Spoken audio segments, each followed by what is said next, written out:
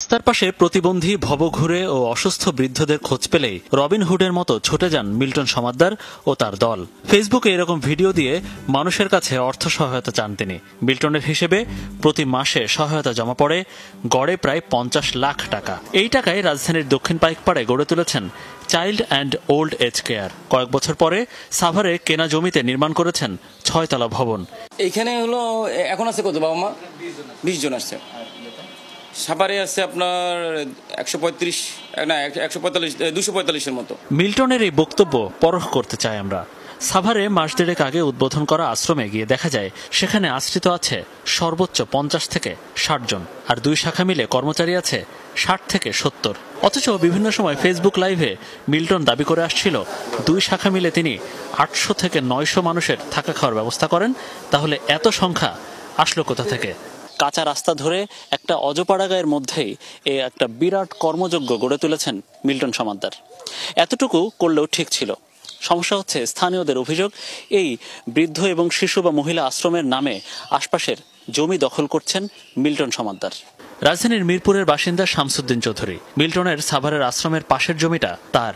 বয়সের ভারে নুয়ে পড়া এই মানুষের অভিযোগ, তার জমির দিকে মিল্টনের নজর বহুদিন ধরে। সবশেষ ঈদ উল ফিতরের আগের দিন কথা কাটাকাটির পর আশ্রমের মধ্যে পরিবারের সবাইকে আটকে নির্যাতন করে মিল্টন। গাড়িতে নামলাম তো বললো যে ভাই আপনি রাস্তাটা আটকে দিলেন, আমরা গাড়িটা নিয়ে কীভাবে উপরে উঠবো, জায়গায় যাব। বলছে কার জায়গাটা তুই যাবি, জায়গাটা আমার। বলার সাথে সাথে মাইরা আমাদেরকে মৌমাছির মতন ওর কিছু বাহিনী আছে ওই রুমের ভিতরে আটকাইছে, দখল করতে চাইছে। দেখে তো আমাদেরকে ভয়ভীতি দেখায়, মানে কি সে এই কাজটা করছে যাতে আমরা জমিনে না যাই। মিল্টন সমাদ্দারের ভয়ে তটস্থ আশ্রম পার্শ্ববর্তী মানুষরাও। যমুনা টেলিভিশনের উপস্থিতি টের পেয়ে মুখ খোলেন কেউ কেউ। স্থানীয়দের অভিযোগ, আশ্রমের কর্মচারীরা মিল্টনের লাঠিয়াল বাহিনীর মতো কাজ করে। এই জমিন ডাল মারছে, মারিয়া কইছে, মারিয়া 2000 টাকাও দিছে স্যারারে। কইছে এই জায়গায় যদি তুই আয়স। কি জন্য মারছে? মারছে ওই যে জায়গা দখল করে খায়। ইনসেটের এই চালার ঘরটা এই পাশটা দখল, এটা পুরোটা দখল করা। আপনার জমিতে ওরা জিনিসপত্র রাখছে? হ্যাঁ, পুরো বিল্ডিং এর। আপনি কি ওইটা ইয়ে চাইছিলেন? চাওয়ার পরে আমার সাথে ঝগড়া হয়েছে। ঝগড়া হওয়ার পরে আমার বলছে যে জমিতে আসিস না, সমস্যা হবে, হুমকি টুমকি দিছে মিল্টন।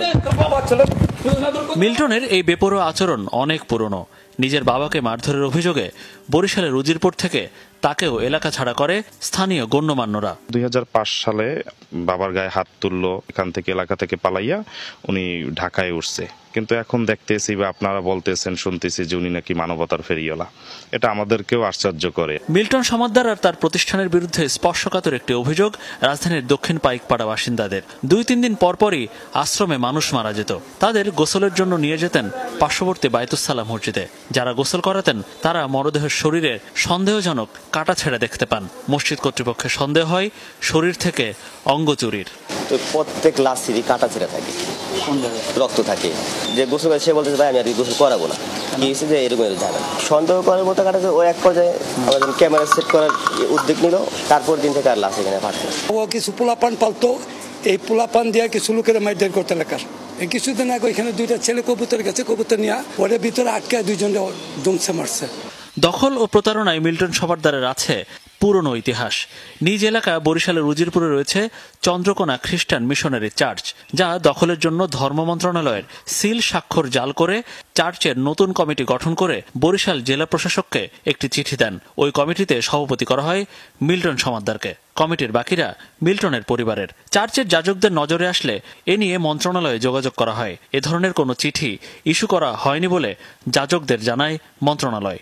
আমার সহকারী যাজকবৃন্দ তাদেরকে আসামি করে এই স্থানটাকে তারা দখল করে নেবে। যদি তারা কোনোভাবে আমাকে গুম করতে পারতো তাহলে এই কেস বা মামলাটা আর পাকাপোক্ত হতো। শারীরিক এবং মানসিকভাবে লাঞ্ছিত হয়েছি, অপমানিত হয়েছি।